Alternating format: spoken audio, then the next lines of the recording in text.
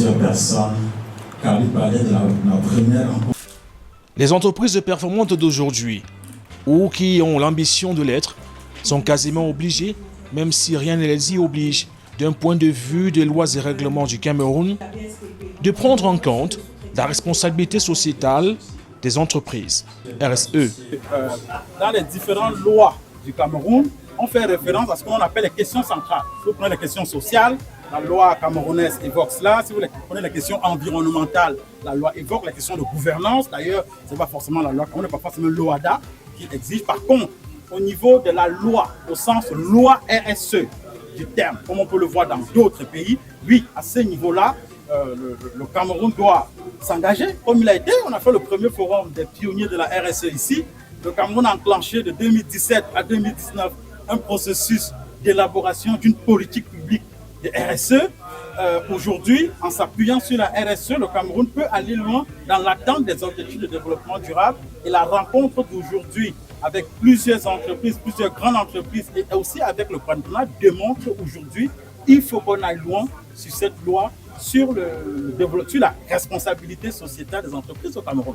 Que nous avons proposé d'ailleurs, quand on avait travaillé avec les parties prenantes sur la loi RSE au Cameroun, c'était une grosse innovation, c'était que les entreprises qui contribuent, par exemple, à l'atteinte de certains objectifs de développement durable, en fait, on peut mettre en place des allègements. Ça, c'est pour le côté, vous vous engagez sur quelque chose qu'on n'attendait pas forcément, et que ce n'est pas votre cœur d'activité, mais vous partez loin dessus dans le cadre d'un partenariat public-privé avec l'État pour l'atteinte des objectifs de développement durable. C'est dans ce cadre-là que la loi devait se structurer.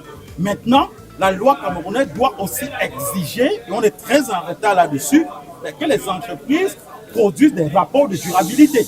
Parce qu'à un moment, il faut un peu encadrer cette question de la durabilité, cette question où, on l'a vu dans les débats, une entreprise peut dire je suis éthique ou pas, je suis citoyenne ou pas. Aujourd'hui, la loi doit fixer un cadre pour dire, OK, à partir de quel moment on peut dire qu'on est une entreprise citoyenne parce qu'on a publié un rapport qui démontre tel point. Et à partir de ce moment-là, d'ailleurs, ailleurs, certains rapports sont même audités par ce qu'on appelle les organismes tiers indépendants pour consolider la crédibilité au niveau du rapport. Le concept est simple et se veut humaniste. Il intègre les considérations sociales et environnementales avec pour but ultime, au-delà des performances économiques, avoir un impact utile sur la société et l'environnement. On a une définition officielle de la responsabilité sociétale des organisations qui a été adoptée en 2010 après un travail de 5 ans à peu près par ce qu'on appelle l'ISO. L'ISO, c'est une organisation internationale qui travaille sur les normes. Et ici au Cameroun, la structure camerounaise qui adhère à l'ISO, c'est la norme. Donc, il y a eu un travail fait pendant 5 ans, donc de 2005 à 2010, qui a abouti à l'adoption de la norme ISO 26000 sur la responsabilité sociétale des organisations. Donc, cette norme, d'ailleurs plusieurs pays, donc les pays africains ont normalement contribué à cela. Donc, cette norme définit la responsabilité sociétale d'une organisation comme la prise en compte par cette organisation de l'impact de ses décisions et de ses activités sur l'environnement et sur la société. Tout ça dans un comportement éthique et transparent. Mais la définition ne s'arrête pas là. C'est là où vous êtes libre si la loi de votre pays ne l'exige pas, si vos parties prenantes ne vous exigent pas, c'est qu'il est de moins en moins le cas aujourd'hui.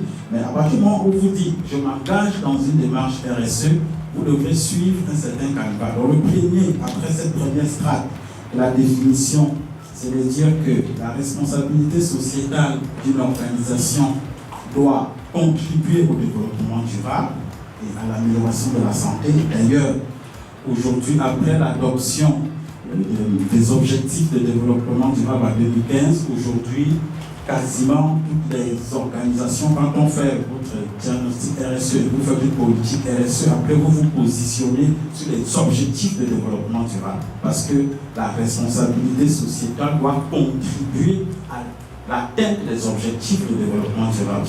C'est donc un concept qui épouse les bonnes pratiques en entreprise.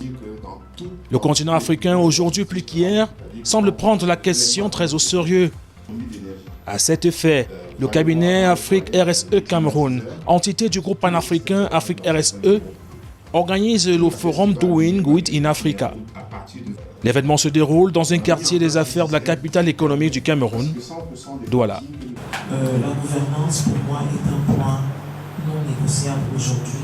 Qu'on soit TPE, qu'on soit PME, je ne parle pas des grandes entreprises puisqu'elles sont là-dedans, et nous avons des cabinets aujourd'hui qui accompagnent dans ce dispositif.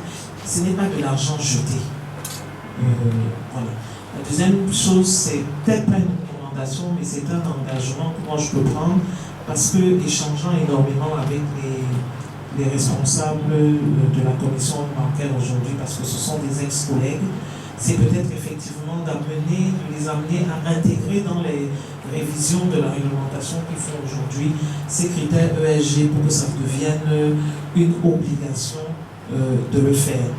Et en attendant que ça se fasse, s'il y a des administrateurs dans la salle qui se forment et qui sont un peu courageux pour faire ce type de propositions, notamment tous ceux qui sont dans les comités d'audit, ils ont cette possibilité-là aujourd'hui d'identifier le risque ESG.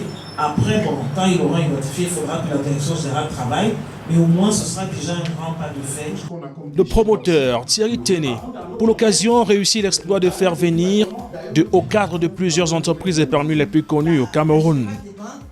Sociétés brassicoles, sociétés sucrières, banques, instituts universitaires, mais bien d'autres encore. Il partage avec l'assistance les expériences sur les bonnes pratiques en entreprise. La RSE est une opportunité stratégique pour les entreprises, pour stimuler leur croissance et leur permettre d'être plus viables. Avant, la RSE existait. Nos parents l'ont toujours fait en termes de gestion des déchets, en termes de solidarité. Parce que quand on voit la question centrale numéro 7 aujourd'hui, on a l'impression que c'est inventé. Non, dans nos villages, les gens savaient s'entraider. Aujourd'hui, à l'Ouest, quand on parle de funérailles, on entend que les familles doivent immoler 10 veaux, 15 chèvres. Non, ce n'était pas comme ça.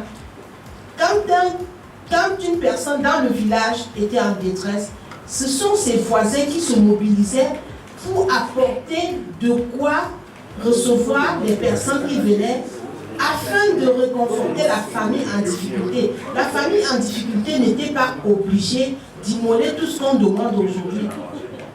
Il y avait quelqu'un qui apportait du riz, du couscous, des légumes, une chèvre, un porc, du vin de palme et tout était fait.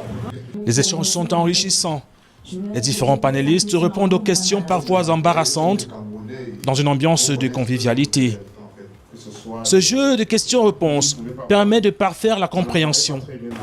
Les attentes, beaucoup plus pour ceux qui expérimentent la RSE, serait que vous les édifiez, par exemple, non pas seulement ce que vous faites déjà, parce que là, ça peut prêter à confusion, on peut se dire, ah, ça demande beaucoup de sous. Mais plutôt de présenter ce que, les conséquences qui auraient pu arriver si ces actions-là n'auraient pas été posées. Un exemple, au niveau de Sociocam, il y a eu récemment une grève qui a même conduit et qui a abouti à la mort au moins d'une personne. Donc, peut-être présenter qu'est-ce qui aurait été fait, si on avait fait, qu'est-ce qui n'a pas été fait pour qu'on arrive à une telle situation. Nous avons mis en place, et c'est le groupe qui l'a mis en place, un code de conduite qui impose une certaine manière de faire, qui fixe les règles de conduite à l'ensemble des collaborateurs et dont l'observation de ces codes de conduite permet de réguler un tout petit peu, en plus du règlement intérieur et tout ce qui existe, de réguler les relations humaines, de réguler les relations. Mon collègue de l'établissement de formation a évoqué les harcèlements, les situations.